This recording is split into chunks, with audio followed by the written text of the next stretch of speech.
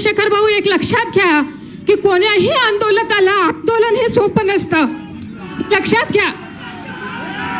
तुम्ही एक दिवस उपवास केला, माननीय देवेंद्रजींनी एक दिवस उपवास करावा आणि मग आमच्या अमृता वहिनींची काय स्थिती होते हे पाहावी, हे लक्षात घ्या. मला संपूर्ण शासनाला हे सांगायचं आहे, कोणताही पक्ष असो तो सत्तेत गेल्यावर त्यांनी सर्वांनी एकत्रित बसावं आणि माय बाप शेतकऱ्यासाठी एकदा पूर्णतः आपलं नियोजन आखावं. मग तो कांदा उत्पादक असावा, तो कपाशीचा उत्पादक असो, तो ऊसाचा उत्पादक असो, त्या प्रत्येक शेतकऱ्याला त्याला आनंदाने जगता यावं असं नियोजन करण्याची कोणतीही अक्कल भारतीय राजकारण्याला राहिली नाही का, असा प्रश्न इथे पडतोय.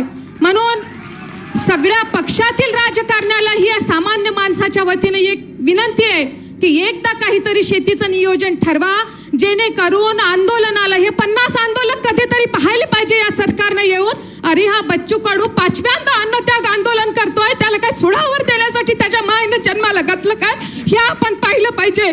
जो कोणी आंदोलन सामान्य माणसासाठी या जनतेत करणार आहे त्याचा पीड तुटतो, त्याचा कार्यकर्ता मरतो, त्याचं कुटुंब सुद्धा मरतं. आणि म्हणून शासनानं स्वतःची गेंड्याची कातडी बाजूला ठेवून, कोणताही शासन असेल, आज भाजपचं असेल, उद्या काँग्रेसचं असेल, या सामान्य माणसाच्या आणि शेतकऱ्याच्या प्रश्नासाठी, या दिव्यांगाच्या प्रश्नासाठी सगळे पक्ष आणि जातपात दूर ठेवा, आपला स्वार्थ दूर ठेवा आणि कधीतरी या मातीच्या माणसासाठी एकदा नियोजन करा आणि त्याची अंमलबजावणी करा, ही विनंती आहे.